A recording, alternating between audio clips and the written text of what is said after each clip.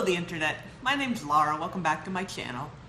Today I'm going to be doing my top 5 houseplants of February because it's the end of February and spring is really coming now, and I'm starting to get excited about a lot of my plants and the growth that they're starting to put off. And so these 5 houseplants are the ones where I'm super excited about seeing what they're going to be doing coming up. And they're, in okay shape right now, and they're bringing me joy right now, but I'm also very excited about what they're going to be doing.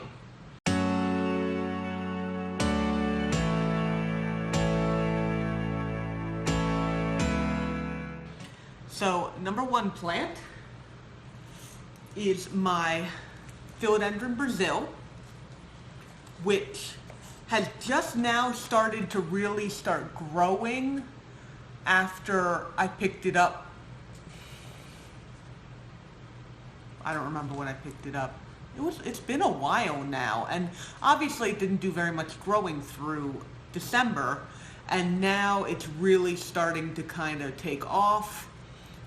It might be that I've kind of started to figure out how to water it properly, or it might just be because it's spring. It's fairly close to my window, so I think, the plants that are close to the window are really responding to, and now we've got more light going and all that kind of stuff. So this guy, this whole thing here has grown, and up here, there's like a couple new leaves, and up here.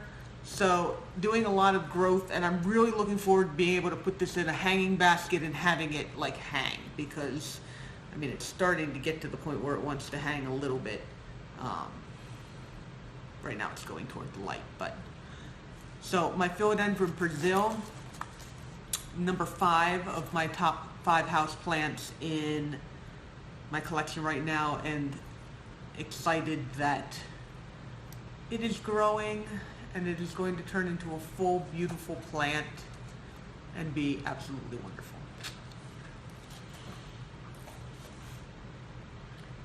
All right, my number 4 plant is this Alocasia that you may have seen that I got when I was in Richmond. So if you saw that plant haul, you'll see that I picked this guy up, and mostly I picked it up because it's a cool looking Alocasia. I really like the shape of these leaves, and the one I had picked up in particular was putting out this leaf, and so this leaf fully grew in my care, and it has hardened like this with the little ruffle thing up here, and that could just be because of a little bit of transport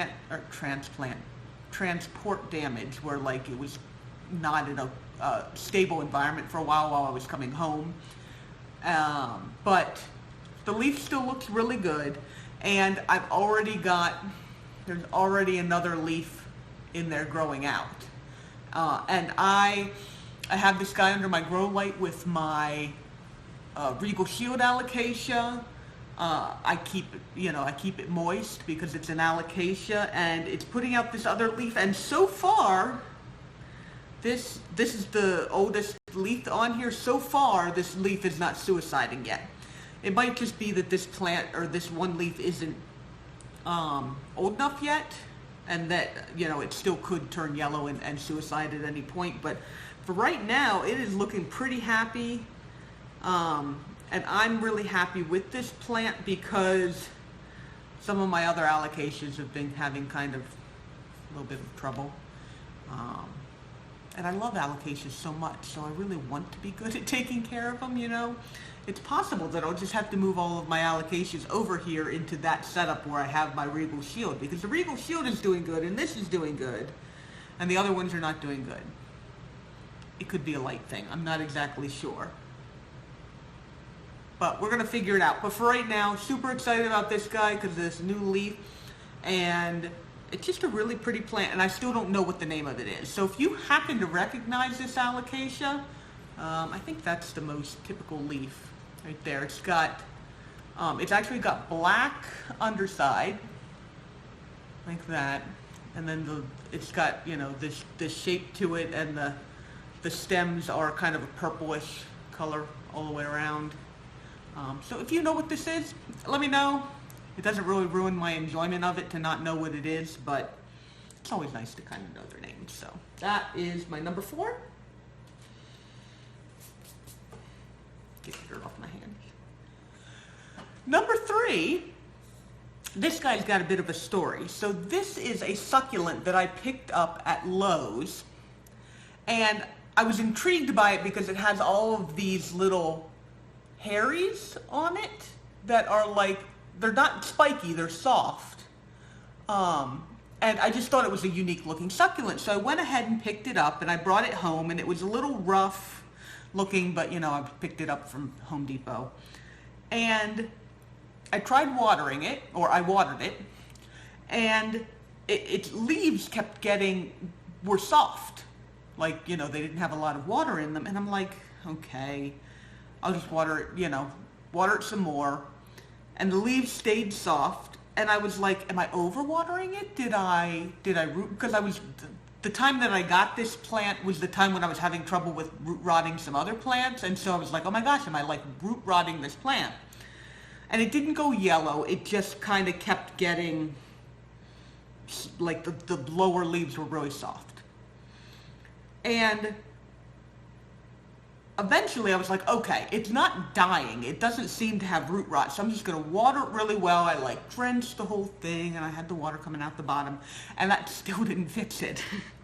And so I was like, okay, something's going on here, because the plant definitely is not overwatered. It's definitely underwatered, and I'm watering it, and it's not working. So I pulled the plant out, and that was before it was in this, when it was still in its nursery pot from the Lowe's. I pulled it out of the nursery pot, and I kind of, crumpled the dirt up a little bit, and not very much because I didn't want to damage the roots. And I stuck it in, I literally stuck the ball of roots and dirt into a bowl of water. And I left it, and I did some other stuff, around with my plants. And I went back, and the dirt had not sucked up any water, like almost none. And like it had just been sitting in a bowl of water, and I'm going, okay, maybe the dirt's the problem. So I took this little guy and I broke up that dirt ball as much as possible. It was still dry even after having sat in all that water, and tried to damage the roots as little as possible and broke it all up. And then I stuck it in my actual soil mix, my cactus and succulent soil mix, and watered it, and like almost immediately it was so much better. And so now, as you can see, it has this nice, beautiful, tight cluster of brand new growth that's all nice and tight. It's very happy with where the grow light is and all that kind of stuff too, and it's just so healthy and happy. And I'm very happy that I was able to figure it out, because it really is a cool looking plant. I think it's awesome. It's some sort of echeveria. Again, I don't know what the name of it is, but that does not ruin my enjoyment of it. And now all these older leaves that are that were kind of damaged from when I got it they're just hanging out. But I've got so much new growth that I don't care if a couple of them die off and whatever. And we're keeping it watered, and it's doing a great job. And so I'm really excited to see what this guy is going to do once I get him outside. I know, we're like, fingers crossed, we're getting close to when there's like 2 60-degree days coming up, but it's still going to be too cold overnight to put anything outside. But I am finally starting to see the light at the end of the tunnel, guys. Finally, I will be able to put my plants back outside and stop worrying quite so much about root rot. Though I have learned a lot about root rot in the process of trying to keep my plants alive over the winter, which is also a good thing. I'd still rather have them outside. Grow lights are no substitute for actual sunlight. I mean, I guess they are a substitute for actual grow light. But it's, there's such a big difference when you can actually get something.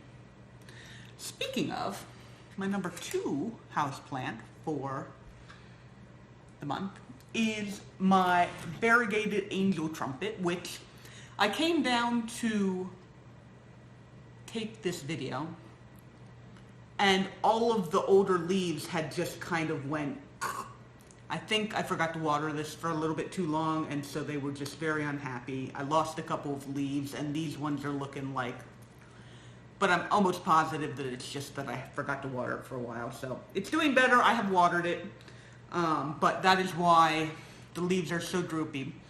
But this plant I had sitting over here on my floor under my grow light that was there, and obviously it wasn't getting a ton of light. The leaves themselves, because they have the variegation on them, and they were what's called melting, where the variegation part of the leaf was basically it's literally melting. It just dries out and then shrivels up in the leaf, kind of whatever. And I found out that that's basically usually caused by the leaves not hardening, because it's not outside. We're in such a controlled environment that the leaves, especially when they have variegation on them, don't feel like that they need to harden. They don't have any stimulation to harden, like the wind and the rain and just anything that goes on outside that you just don't have happen inside of a house.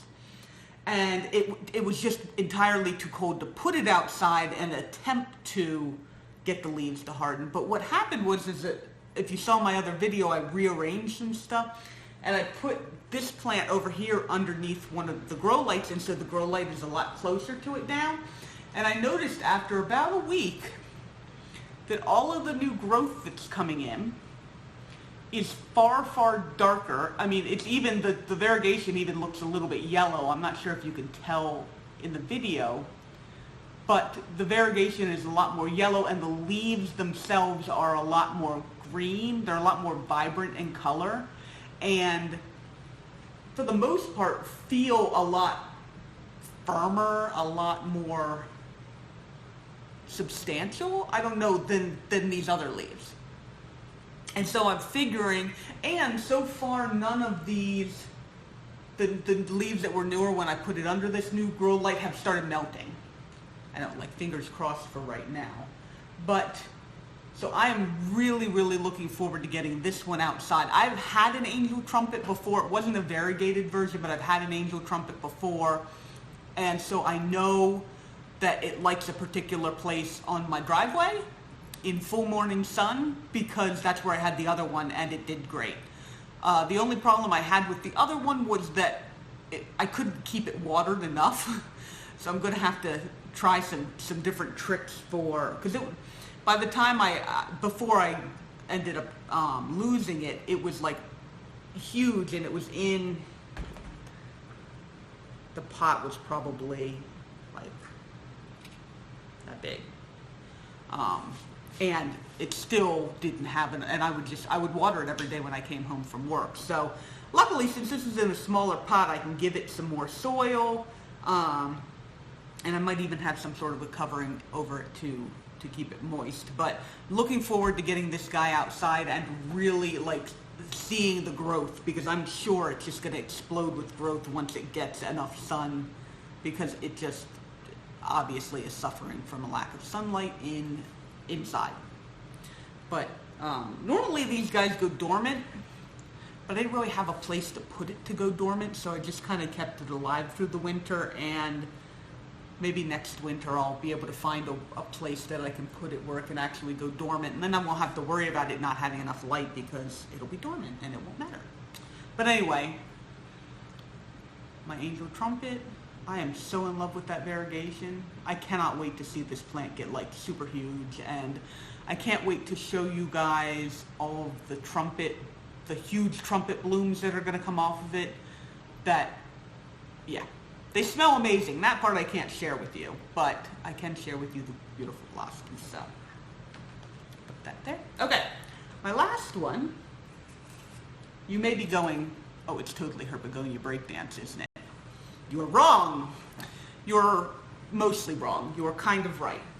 So what I did was I wanted to propagate some of my begonias. And so I have this old glass jar. These are one of those drink dispenser things. See, with the little spigot on it. You put the drink in. And anyway, it works very nice as a terrarium too. So I put some sphagnum moss in the bottom, and then I put 3 different leaves I'm not sure how well you can see. Yeah, you can kind of see. I put 3 different leaves in here and left them in here with the sphagnum moss, and it's been 2 weeks, 3 weeks, somewhere around there. And I have totally got some wonderful growth on this, and I'm trying to figure out what the best way to show it off is going to be. So I'm going to move you guys. Okay, so I'm trying to disturb this as little as possible. Unfortunately, the bad thing about it being in such a tall container is that photographing inside of it is a little tough. But if you look very closely on this guy here, you can see the little roots. Let's see if I can. Those little roots there, those little white guys, and there are actually some leaves coming out on this particular one, right above my fingernail there. This one, you can obviously see some roots, like there's that really big root there. This one does not seem to have any leaves yet, but it definitely has some roots growing on it. And the same thing with my Begonia Breakdance. There you go. Oh, that's not a bad shot. You can see all those roots kind of going down into the moss there, but I do not yet have any leaves that are actually growing. So I figure since the pink and black one has started putting out leaves, that the other guys probably will start putting out leaves before too long. And it's still going to be a while before, you know, obviously they're going to be big enough to put in soil and all that kind of stuff, but like, super excited about this. I love it to death. And like I said, well, it's technically not my Begonia Breakdance. That is definitely one of my Begonia Breakdance's leaves. And this is my second attempt at propagating it. And so far, this is the most successful. The last time the leaves just rotted. I tried doing them in soil, which is the way they kind of say is good to do that. And they just rotted. So I decided to try it in the sphagnum moss, because I've been pretty impressed with sphagnum moss and the way that it works for propagating, like keeping things moist without it being like sitting in water or drying out or all this kind of stuff. So that is my number one. I guess all 3 of these are my number 1 plant for February, because I'm just so excited that the propagations seem to be working for the most part. And I will definitely have updates on these guys later on. Hopefully when they start growing leaves, I'll be showing that off. And thank you so much for spending some time with me today. If you liked this video, please like this video. And if you'd like to see some more of my videos, go ahead and subscribe. And I will see you guys in the next video. All right, bye-bye.